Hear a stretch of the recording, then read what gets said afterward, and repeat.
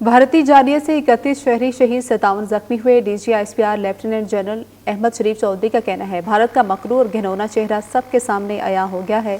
कम ज़र्फ दुश्मन ने बच्चों, खातिन और बुजुर्गों को निशाना बनाया। शाहीनों ने जो किया फ़ज़ाई जंग में उसकी मिसाल नहीं मिलती। भारतीय फ़ज़ाइया के 3 राफेल समेत 5 तैयारे तबाह किए। पाक फौज का कोई जानी नुकसान हुआ, न किसी तैयारे को नुकसान पहुँचा। भारत के गुज़श्ता शब सिविलियन आबादी पर बुज़दिलाना और अफसोसनाक हमले में शहादतों और ज़ख्मियों की तादाद में इजाफ़ा हुआ है, जिसमें अब तक की इत्तलात के मुताबिक 31 मासूम शहरी शहीद हो चुके हैं और 57 ज़ख्मी हो चुके हैं। ये हमला, ये 6 और 7 की शब भारत का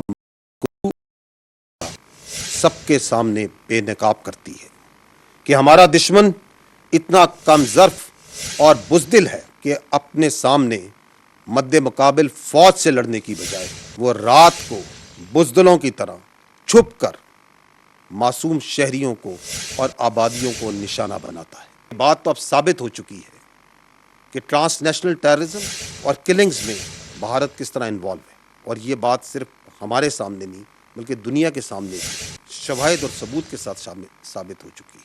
सवाल ये है कि वो कौन सा दुनिया में मज़हब है, वो कौन सी इंसानियत है जो इस बात की इजाज़त देती है कि अगर आप किसी और की इबादत गाहों को, उनकी मुक़द्दस किताबों को शहीद करें और उसकी बेहरमती करें। जब ये हमला हुआ तो पाकिस्तान की अफवाज ने इस बर्बरियत के जवाब में अपने दिफा में सिर्फ़ और सिर्फ मिलिट्री टारगेट्स को चुना, ना कि बुज़दिल दुश्मन की तरह शहरियों को और मासूम लोगों को निशाना बनाया।